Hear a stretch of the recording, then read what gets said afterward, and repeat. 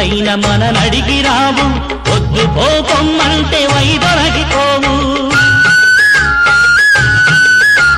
కష్టాలు ఎప్పుడైనా మననడిగి రావు, వద్దు పోకొమ్మంటే వైదొలగిపోవు.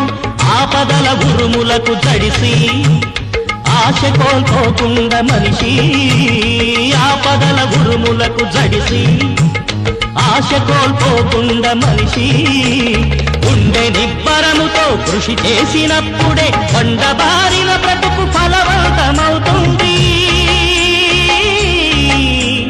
కొండబారిన బ్రతుకు ఫలవంతమవుతుంది.